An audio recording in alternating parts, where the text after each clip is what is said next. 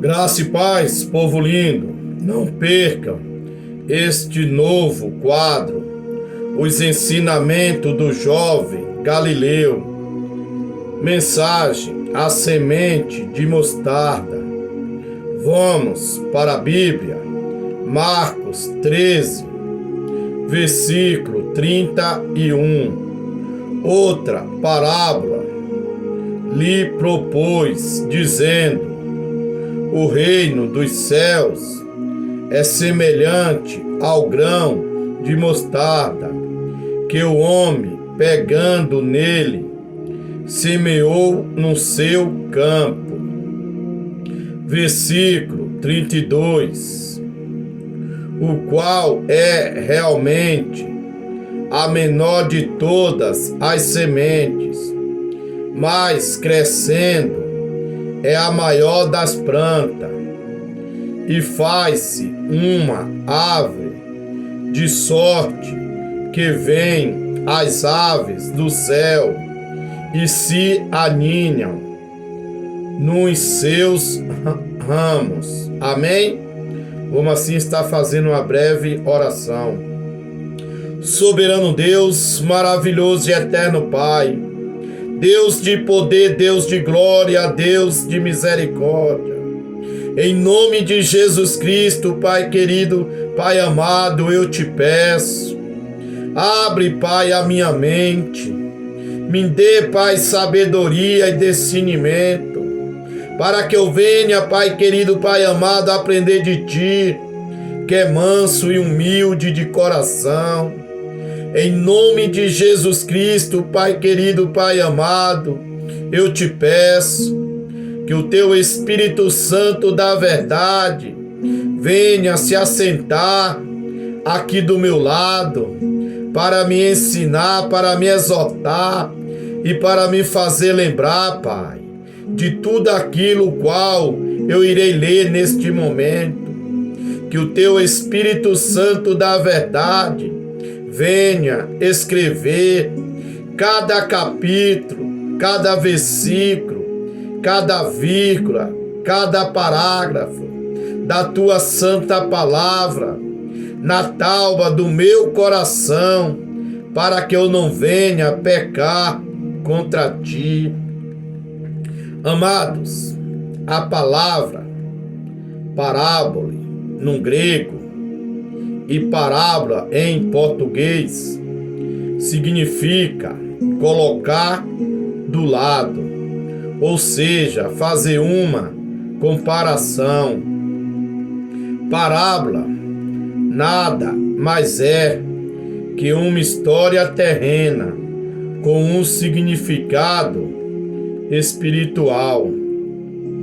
A parábola do grão de mostarda é uma parábola de Jesus, registrada em 3 evangelhos.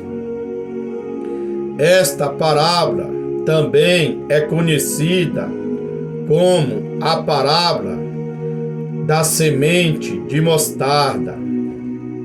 Antes de tudo, é preciso saber que a parábola do grão de mostarda e a parábola do fermento formam um par.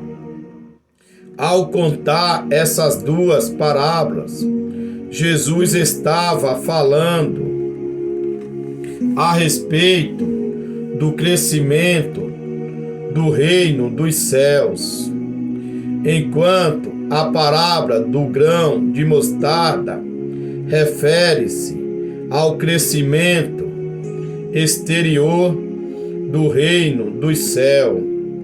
A parábola do grão de fermento refere-se ao crescimento interior. Assim, para melhor entendimento, as duas parábolas não podem ser separadas. Na parábola do grão de mostarda, Jesus fala de um homem que semeia em sua lavoura. Contudo, em seu estágio adulto, a pequena semente se tornava a maior das plantas da horta. Ela atingia o tamanho de uma árvore, com no mínimo 3 metros de altura e podendo alcançar até 5 metros. Essa planta se tornava tão imponente que até mesmo as aves do céu faziam ninho em seus ramos, principalmente no outono, quando os ramos estão mais consistentes, serve até de abrigo. Várias espécies de aves preferem a planta da mostarda para fazerem os seus ninhos, pois além de se proteger das tempestades ou do calor do sol, elas encontram alimento nas pequenas sementes presentes nas vagens. Estas aves do céu são literais, são aves mesmo, não tem nada a ver com os espíritos malignos, ou seja, os demônios. As aves do céu, em outros contextos, representam os demônios, mas nessa passagem são pássaros mesmo. O que Jesus está ensinando nesta parábola é uma clara comparação entre a pequena semente de mostarda e o reino dos céus. Olhando para o pequeno grão de mostarda, parece que ele jamais atingiria tamanha robustez. Foi assim também com o reino dos céus na terra. Ainda que muitas vezes ele parece insignificante, principalmente em seu início, certamente ele haveria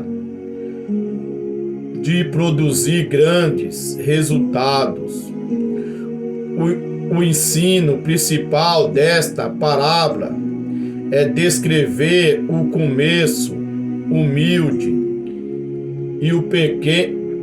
e pequeno do reino dos céus na terra e mostrar que seu impacto grandioso estava garantido, tão certo quanto o crescimento da pequena semente de mostarda ao ser plantada. Assim também era certo o desenvolvimento do reino dos céus. Isto faz todo sentido quando analisamos o ministério de Jesus e o início da pregação do Evangelho pelos seus discípulos. Uma obra que começou com 13 varões e não para de crescer. A aplicação desta parábola na história da igreja. Os seguidores de Cristo eram um grupo de pessoas rudes, eram pescadores ou trabalhadores que ocupava cargos sem expressão alguma. 40 anos depois da ascensão de Cristo ao céu, o Evangelho já havia alcançado desde os grandes centros do Império Romano até os lugares mais afastados. É Deus que dá o crescimento para o grão de mostarda. Ainda no primeiro século, a igreja foi perseguida durante décadas pelo Império Romano. Muitos cristãos foram mortos naquele período. Aos olhos humanos, aquele parecia ser o fim da igreja. Quais seria a chance de um pequeno grupo de pessoas que anunciava a ressurreição de um carpinteiro que havia sido crucificado anos atrás, frente ao exército mais poderoso do mundo?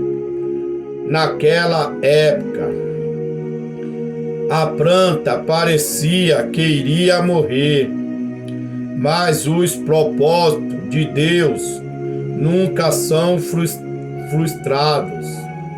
O Império Romano caiu, enquanto a planta continuou crescendo e servindo de bênção para os homens de todas raça, tribo, língua e nação.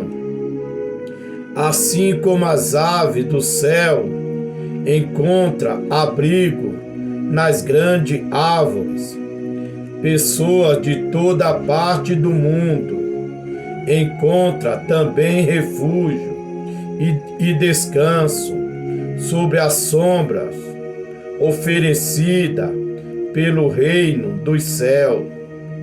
A lição da parábola do grão de mostarda, pelo menos duas importantes lições, pode ser destacada na parábola do grão de mostarda. Em primeiro lugar, a parábola do grão de mostarda ensina que grandes resultados começam com pequenas iniciativas. Muitas vezes pensamos em não fazer algo na obra de Deus, por acreditar que aquilo não terá grande importância.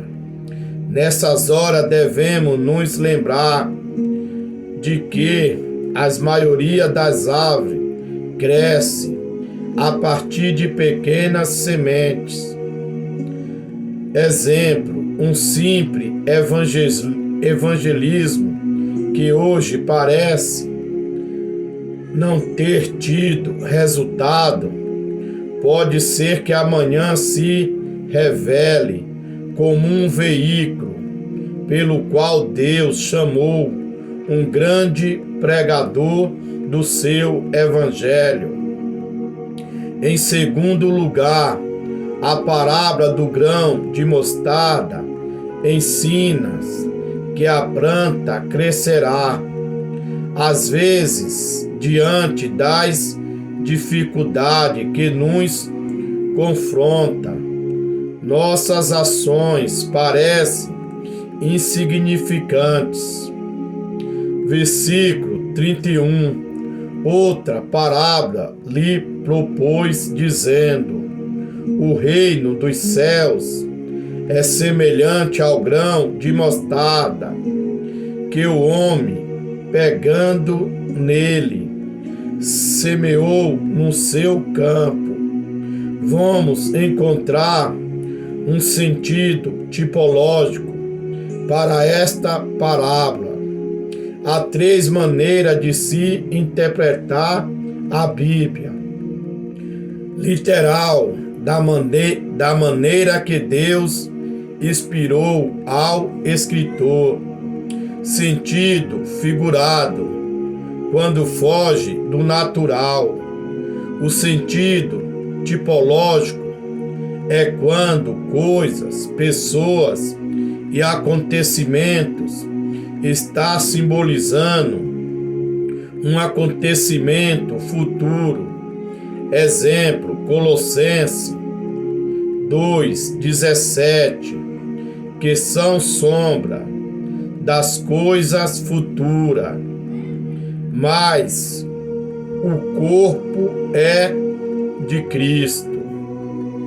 Aqui a semente simboliza as boas novas, o Evangelho de Cristo. O semeador simboliza os discípulos de Cristo, todos aqueles que anunciam as boas novas, o Evangelho da salvação. 1 aos Coríntios 3, versículo 5. Pois quem é Paulo? Quem é Apolo? Senão ministro, pelos quais creste, e conforme o que o Senhor deu a cada um. Versículo 6. Eu plantei, Apolo regou, mas Deus deu o crescimento. Nosso papel como discípulo de Cristo é anunciar as suas boas novas. O Espírito Santo é quem convence o homem do pecado. Versículo 32.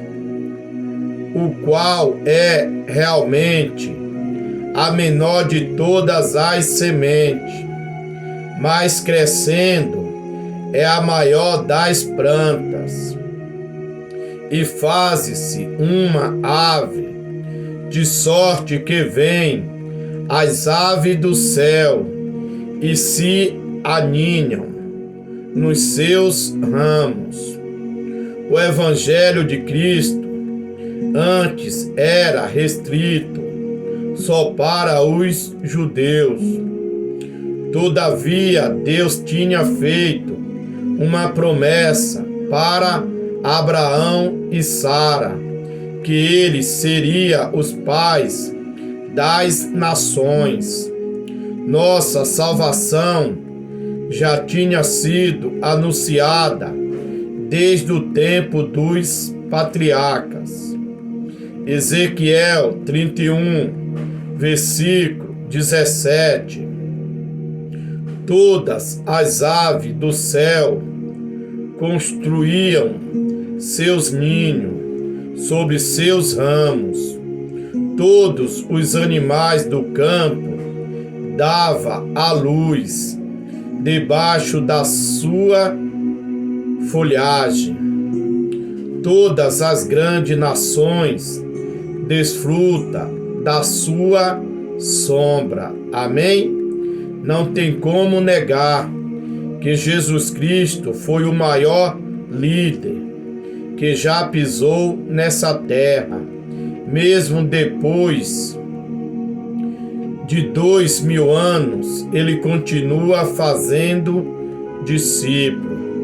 Você que ouviu esta mensagem e que ainda não tem o seu nome escrito no livro da vida, ou está afastado e quer se reconciliar, é só repetir estas palavras: Senhor Jesus, eu estou neste momento entregando a minha vida em tuas mãos.